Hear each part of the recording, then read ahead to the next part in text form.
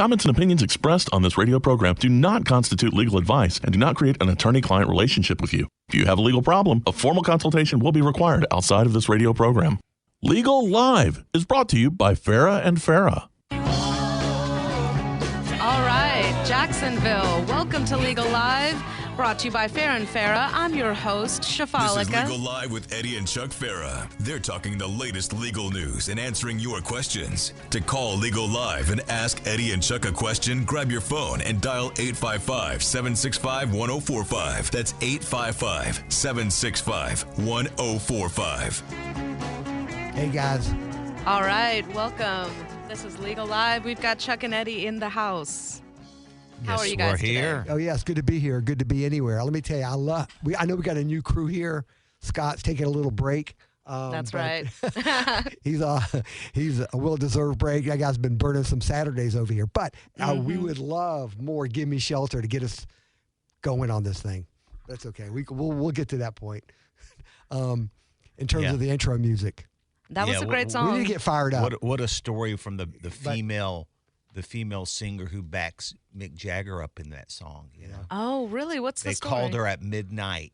They said, "Listen, we need a female." When they were recording this back in when was this, Eddie? In the 70s? 70s, yeah.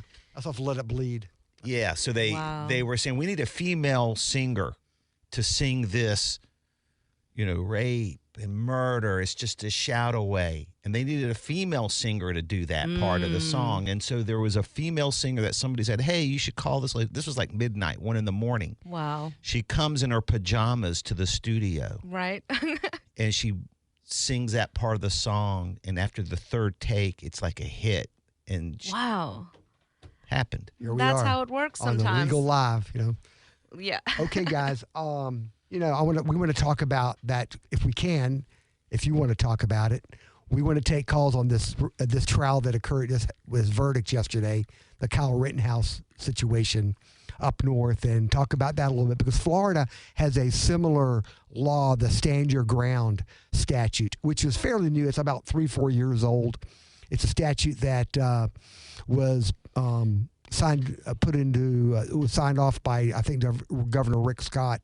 Signed it, and it has to do with stand your ground. I mean, in Florida, you no longer have to retreat. Okay, I think the law was before that period of time that if you were in fear of imminent bodily harm, then you maybe had a duty to retreat before you could defend yourself.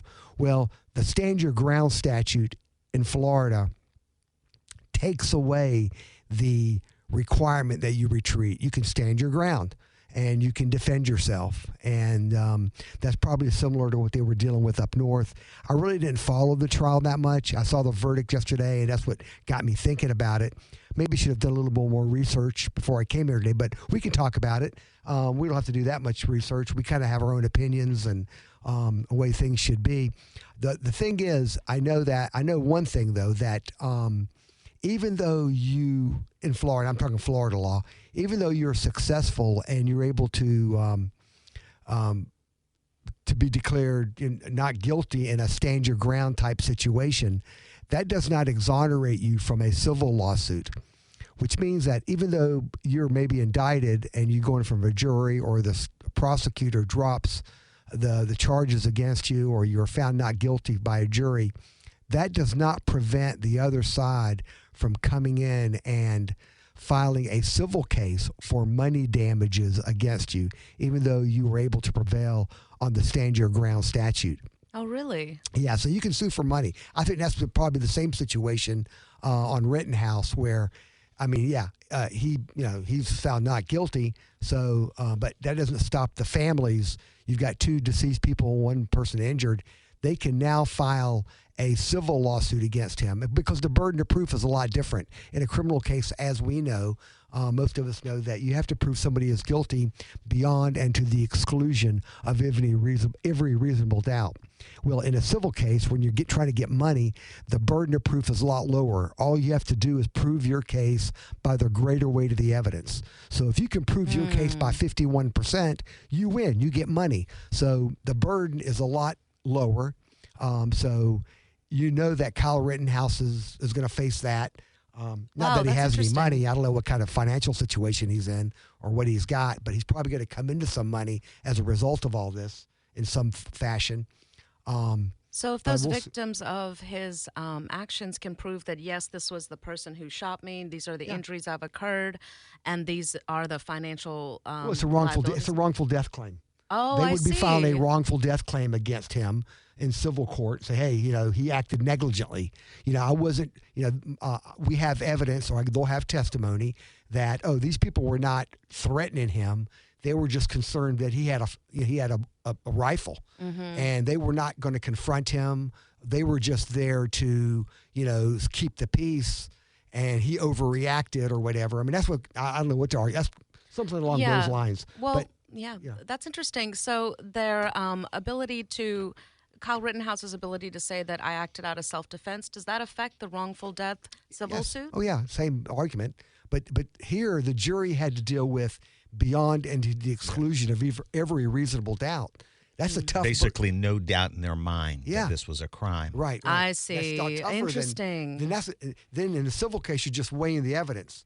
If it favors. Think of it, the scales victim, of justice, if it's just tipped to one side slightly. Yeah. I see. Then you win in a civil case. Yeah, you get money. Gotcha. So this may not be the end of the road for Kyle Rittenhouse and appearing in court. Oh, no, because I think he's going to have – I mean, they can take his deposition now. In the criminal case, they can't force you to testify against yourself. Oh, that's true. So they can't. They probably never took his They never took his deposition, which means they did not know what he was going to say before he came to court. Okay, because you can't incriminate. But now in a civil case, you don't have that right. So they'll be able to take his deposition, and they'll be able to ask him again everything that happened, step by step, and you're going to have through the process. Yeah, so they'll try to find him in some inconsistencies, which they'll try to use to show that he was responsible for the wrongful death of these two people and the injuries to the third person. But we'll see how that works out, what plays out. In Arbery, you got another That's true. legal. The 3 men accused of killing Ahmaud Arbery. That's still going on right Yeah, now yeah. in Georgia. I think you'll hear something this week, possibly. I Yeah. mean, Yeah, I the think so. jury's, I think, closing arguments are this week. I think they begin Monday. Yeah. Yeah. Well, we'd love to hear. Self-defense is an issue in that case. Yeah, too. but the other thing is, we want to take your calls when it comes to these That's issues right. we're going to talk about. But I want to move on to something I know a little bit more about. All right. Yeah, so we're going to get, a lot of the stuff we talk about here has to do with things we encounter during the week at our office. We like to bring it up because things happen. Yeah, things do happen. It's been a busy week for us here too. How about you? Well, sometimes it's distressful because you find people in situations where they shouldn't be in it. But one thing I want to bring up is that a lot of times we get called. I got a call this week. This person was in an accident. He had another law firm, not our law firm, and he wanted to fire his lawyer. I said, why do you want to fire your lawyer? Okay, you have a right to do that. In Florida, you're not happy with your attorney in a personal injury case, you can, let him go. You can fire him, and you can go to the guy down the street. Okay, you have that right to do that. Nobody can stop you. They got to turn over the files, and so if you have a right to choose your attorney. So I asked him, why do you want to fire your lawyer? Because I always would find out. Maybe the lawyer's not doing not anything wrong. Maybe there's just a misunderstanding. So anyway, he tells me, well, I'm in an accident. It wasn't my fault. And my own insurance company is paying for the repair of my car. And my insurance company is paying, what I've lost in my vehicle and everything. The at-fault driver should be paying for it. And I'm upset. I want to fire my lawyer because my insurance company shouldn't do that. It's going to cause my insurance rates to go up. I said, listen, talk to your lawyer. That's not the whole story. Even though your insurance company, when you're not at fault, may pay for the repair of your car, and they may pay for the stuff you've lost in the vehicle if something got banged up in the car, pay for the property damage.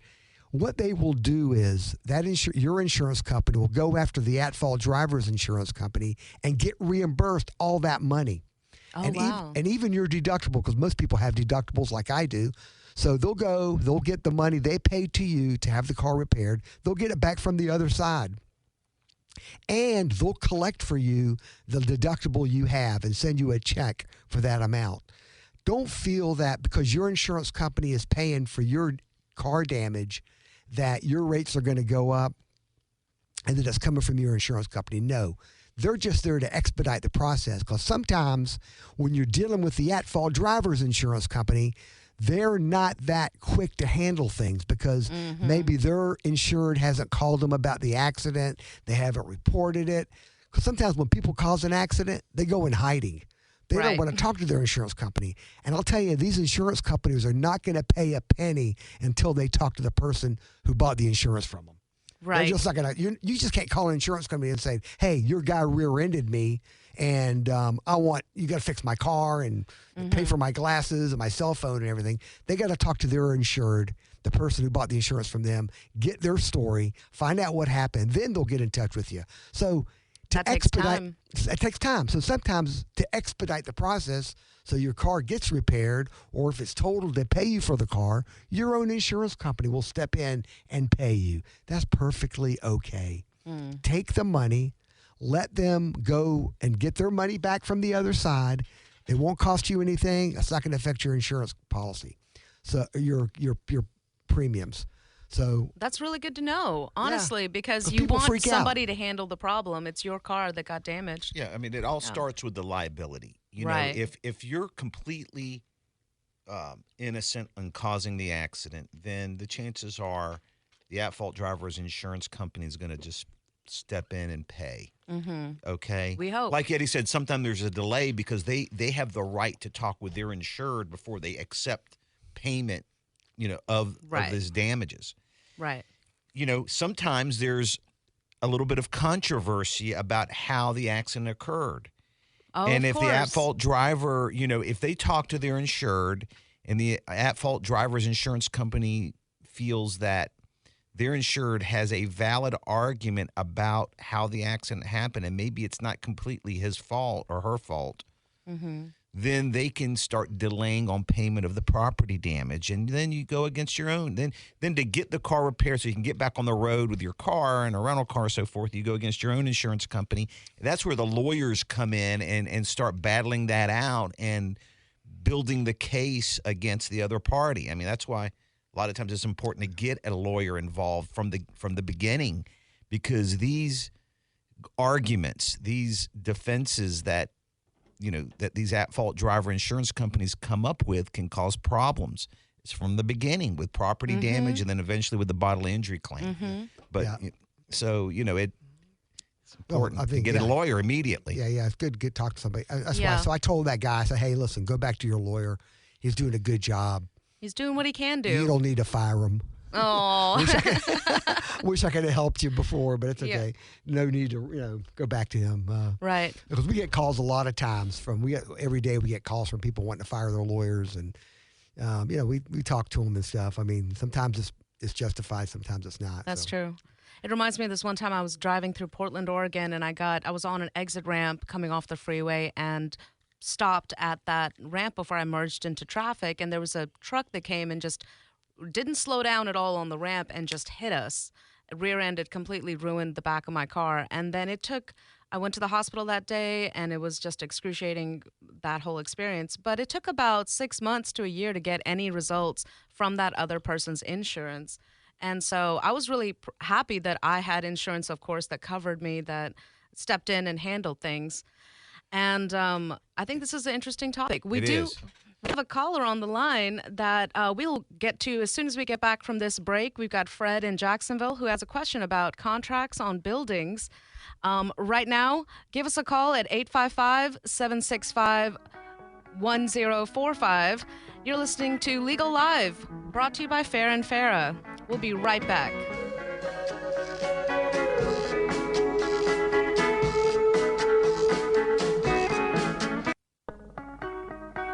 All right, welcome back, Jacksonville. You are listening to Legal Live on WOKV 104.5 FM, brought to you by Farah Farah. I'm Shafalika, and we have Eddie and Chuck in the building. Let's get to this caller, Fred from Jacksonville, who has a question about contract on buildings. When does the contract expire? Fred, go ahead, ask your question. Just a moment, we're having a little trouble hearing you. Fred, you there? And we've got a Can little. you hear me? There you go. We Hi, got you, Fred. Hey, how you doing? Hi. What's your Okay, question how's today? Yeah, we got your that better? loud and clear, man. Go ahead. Okay.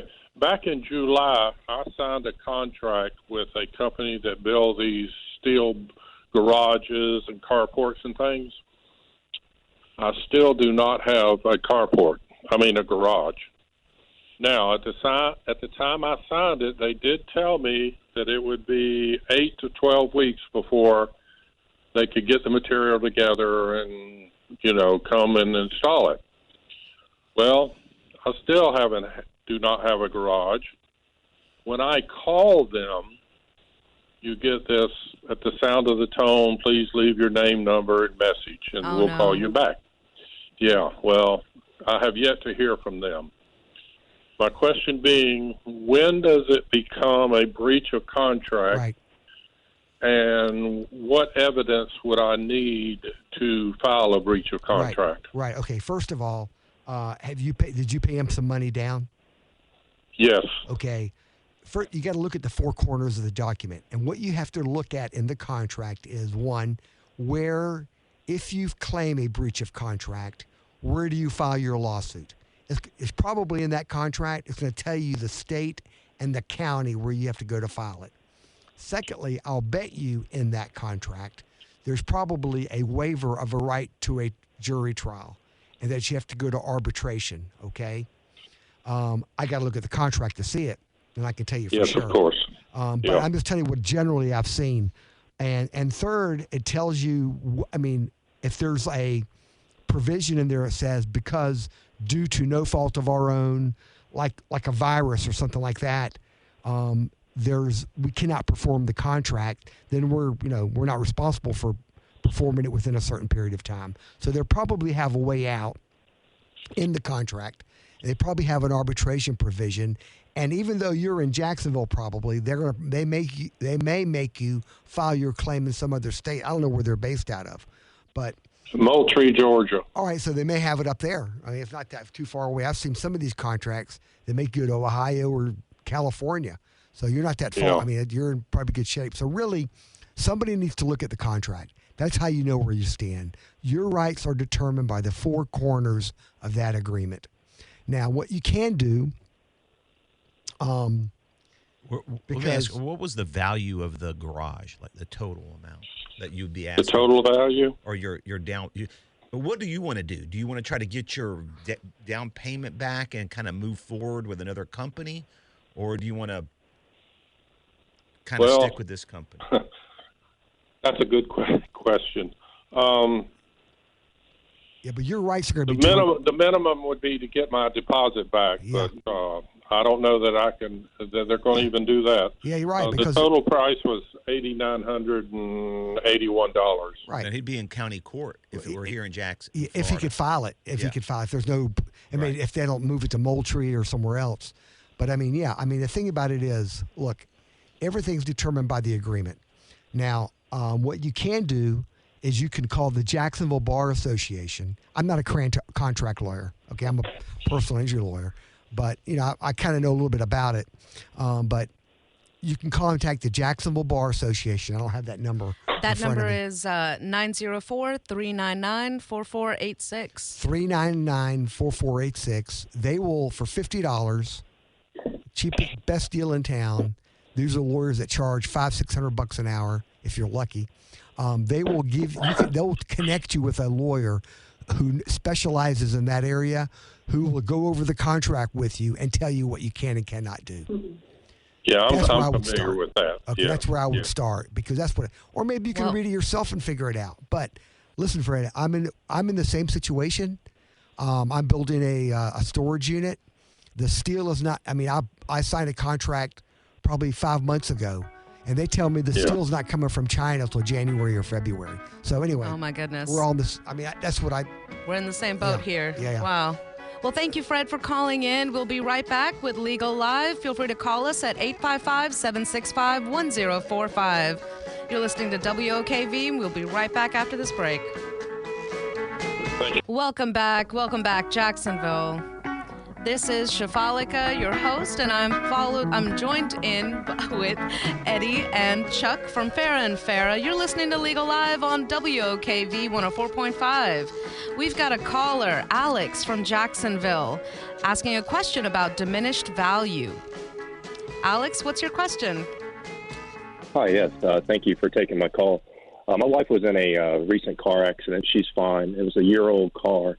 The other driver was at fault, and their insurance company has since paid for the damages on the claim. And I later asked my insurance company about the diminished value claim, being it's only a year-old car. And then if we were to sell it later on, I was concerned about the lost value in that. And then they said that you should reach out to the other insurance company to negotiate that with them.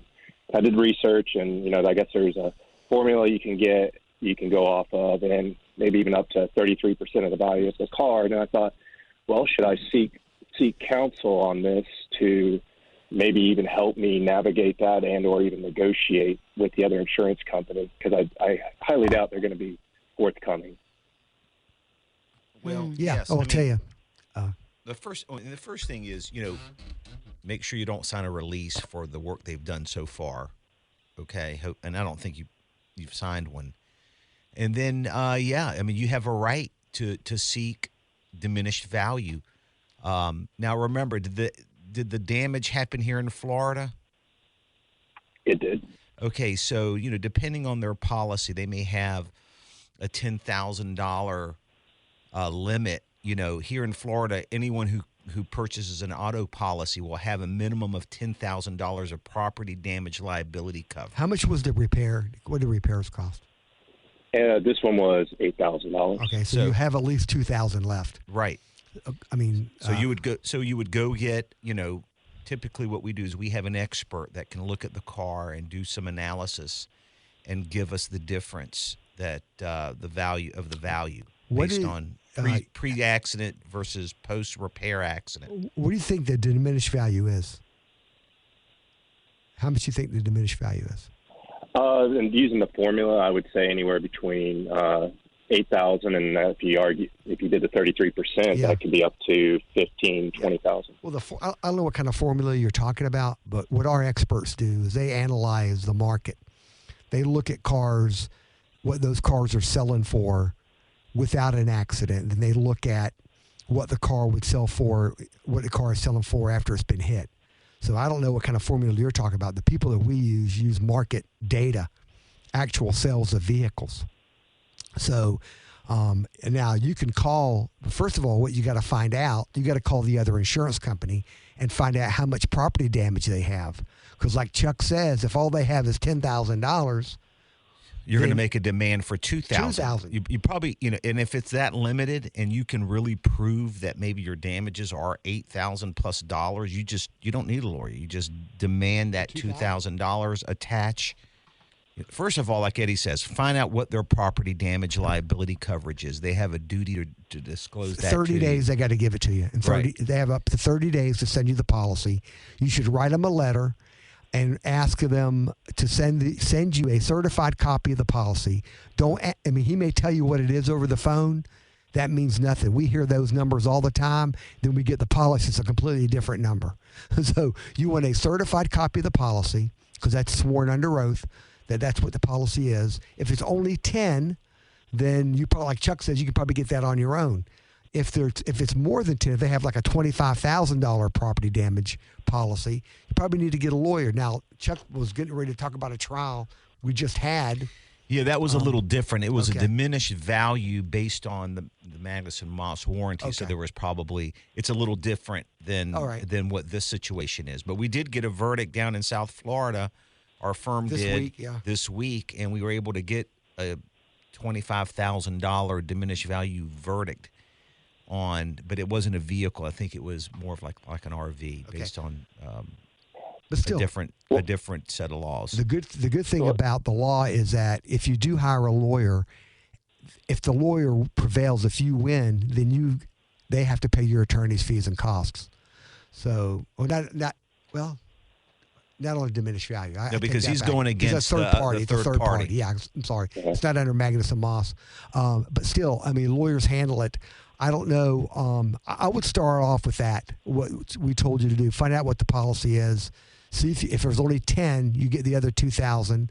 If there's more than 10, you should get whatever you're entitled to.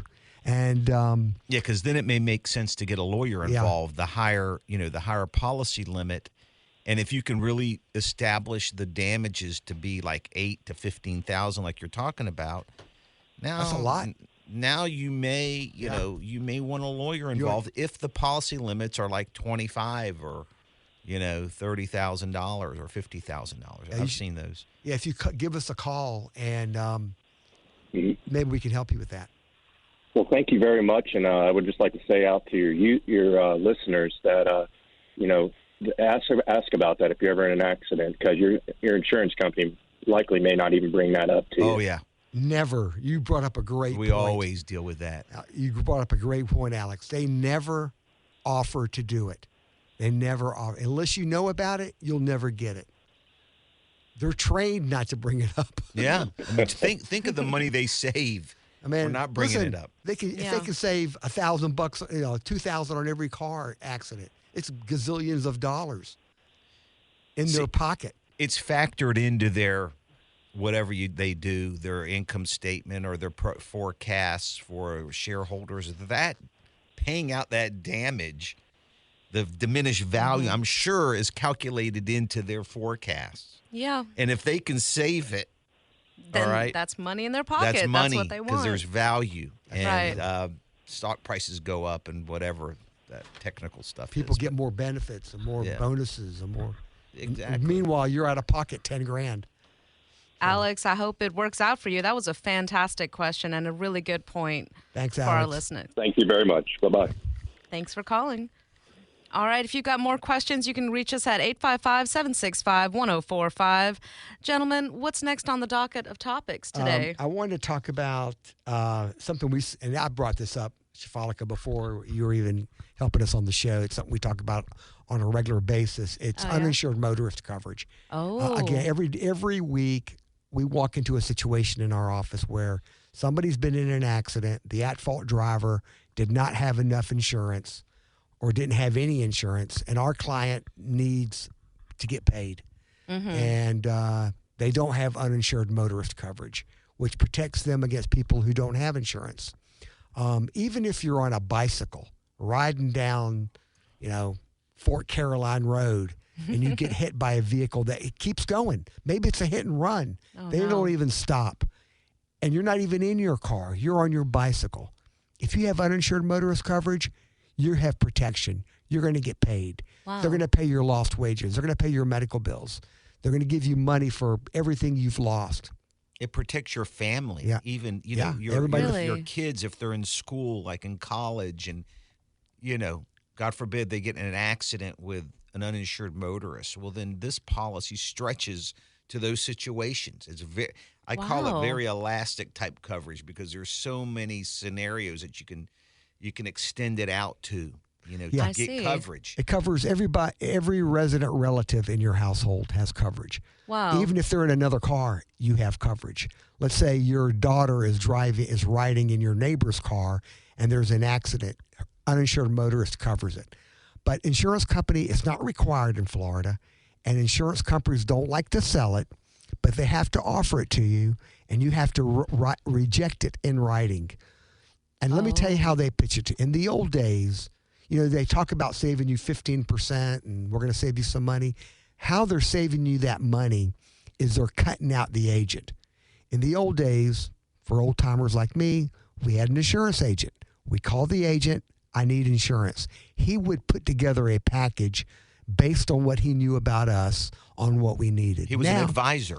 Now you go online, you type in some information, or you call somebody and talk to somebody from the insurance company, and you've got coverage. You don't have an agent. That's where you're saving the 15%. Oh, I see. Believe me, they're not doing you any favors.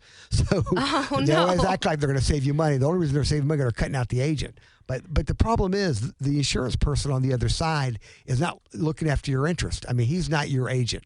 He works for the insurance company. Right. I talked to a guy this week. I said, why didn't you have uninsured motorist coverage? You have the ability to pay for it. It's not really expensive. you do well financially. I mean, it's nothing. I mean, you wouldn't even think about it. He goes, Will, it was the way it was pitched to me. The way they pitch it from the insurance side, it's not really a requirement. It'll need it. The way they tell you, the way they talk about it, he says, after I heard them, it was like something that was just a waste of money. But it's not a waste of money, and that's how it's pitched to you. So don't listen to what they're telling you. So when you can buy an insured motorist, then you get it. I'll tell you, when you start hearing this, oh, you've got health insurance, don't worry about it. You don't need it.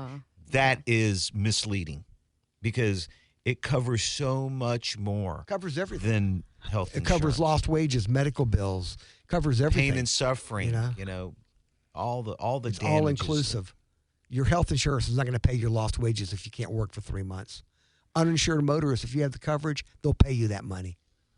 So if you have, I believe I have full coverage or full auto insurance, does that not automatically include it? No, I have that to go doesn't ask mean for anything to me. You have to look at the actual coverage because I hear, I got full coverage, and I look at the policy, and there's no uninsured motorist coverage. Wow. So I need to double check that ASAP. Yeah. That's just that term full coverage doesn't mean anything. You got to look at the policy. You got to understand the coverages that are available. Right. And purchase the ones that, are pertinent. Uninsured motorists is one of those. So uninsured motorists, that's not even that expensive of a policy. And what exactly it'll cover if you're in a different vehicle, if you're on a bike? Yeah, it covers your passengers. Like if you get a passenger, yeah. Oh, I see. So I guess it's, like you said, an elastic coverage. It is. And it stretches for as far as you can see. Gotcha. For coverage. Gotcha. That's pretty cool. You see that it doesn't cost a lot of money, but it pays out big. And that's a quinella that the insurance companies hate. Oh, that's a great word. I mean, we had a case. I'll tell you, we had a case. Go ahead. And there's strict rules. I mean, like Eddie mentioned earlier, you have to sign off and reject it. Mm-hmm. Many times, you may not see it on your policy, but they may not have ever offered you that form to sign. And we've found many times in our office how, we were able to establish uninsured motorist coverage because they never got the rejection form signed properly. Oh, I see. Sometimes when you have significant changes in your policy, let's say that, you increased your coverages, the amounts of your coverages. Well, anytime you make changes of that nature to your policy, they have to re-offer that signature to you, that form to sign again to reject it. And a lot of times they don't do that. I mean, that's one of the things that these agents or these lack of agents, that's a flaw in their model. These companies that don't offer agents is that you've got people on the other side selling the coverage that don't know when to offer that form. And so we're able to identify that, and that's a mistake. I mean, we collected just recently, to my memory, I think we found $500,000 in coverage when in when they thought that there was only $10,000 coverage, and we collected every penny of it because the damages were there. But our work was we earned our fee by finding the coverage. That's where we came into place. I gotcha. Wow, that's really interesting to know. It's not required, but it's definitely something you should sign up for. It looks like we're about to head out to break in just a moment. We've got a caller, Kathleen. We will get to you right as soon as we get back from this break. You're listening to Legal Live, brought to you by Farah Farah. I'm your host, Shafalika, and I'm joined today with Eddie and Chuck. We will be right back after this quick break on WOKV 104.5 FM. All right, welcome back, Jacksonville. You're listening to Legal Live on 104.5 WOKV. Legal Live is brought to you by Farah Farah. I'm Shafalika, and we've got the experts in the house, Eddie and Chuck. We've got a question on the line. On the phones, we've got Kathleen in Jacksonville, whose daughter was in an accident and had insurance, and the insurance company went after her mother's insurance. So, Kathleen, tell us all about it. What's your question? Well, good afternoon. So first of all, forgive me if I don't have the exact details right. She may not have been forthright with me. However, so she was driving her boyfriend's car. Her boyfriend had insurance through his mother or under his mother. my daughter had her own insurance. I made her get her own insurance so that she wasn't covered under me. However, the address on that reflected my residence because she lived with me for a short time.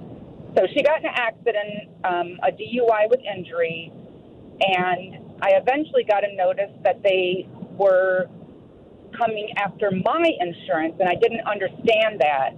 After a little bit of research, I thought that I had figured out that there's a Florida law that says